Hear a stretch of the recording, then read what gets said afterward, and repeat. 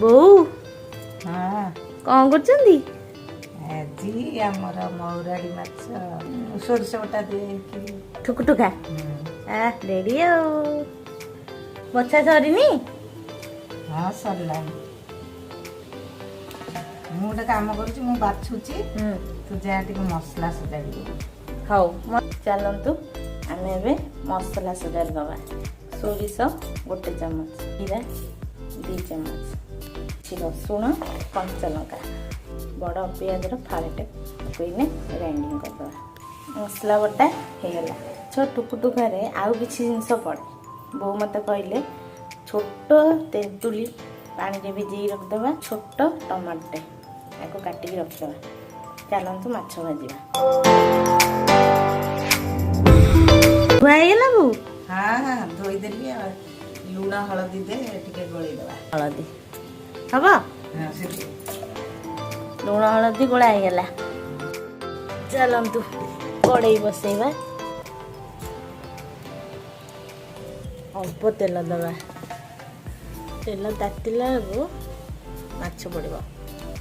ତେଲରୁ ଯେମିତି ଧୂଆଁ ବାହାରୁଥିବ, ନହେଲେ ମାଛ ଚିପକିଯିବ।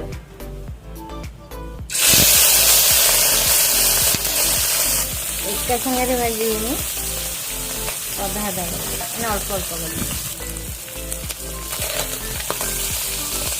ଏକା ହାତରେ ଓଲଟେଇବ, ନହେଲେ ମାଛ ଭାଙ୍ଗିଯିବ।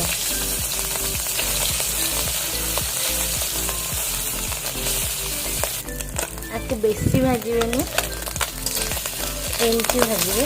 ଚାଲନ୍ତୁ ସବୁ ମାଛ ଗୁଡ଼ା ଭାଜିଦେବା, ତାପରେ ତରକାରୀ କରିବା।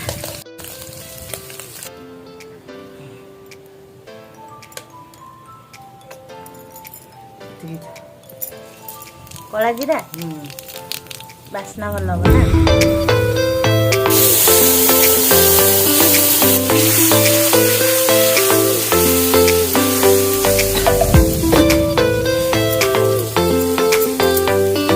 ହଳଦୀ ଦେଲି।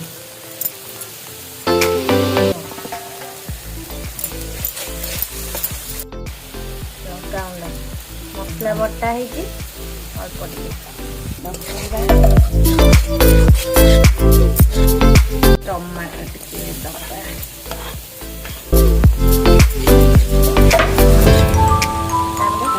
ପାଣି ଦବା।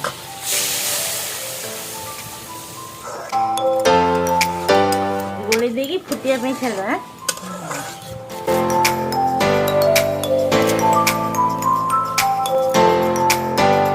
ଫୁଟିଲାଣି ତ, କ'ଣ ହବ ତାପରେ?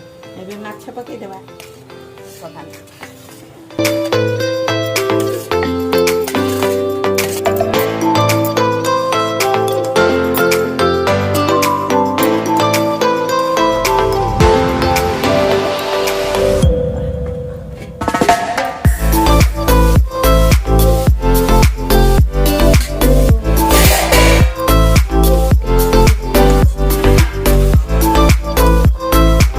କଞ୍ଚା ଲଙ୍କା এটা ପକେଇଲେ କ'ଣ ବାସ୍ନା ହବ ନା। ତାପରେ ଧନିଆ ପତ୍ର ହେଇଗଲା। ମଣ୍ଡ କେତେବେଳେ ଦେବା? ଓହ୍ଲେଇଲା ବେଳକୁ।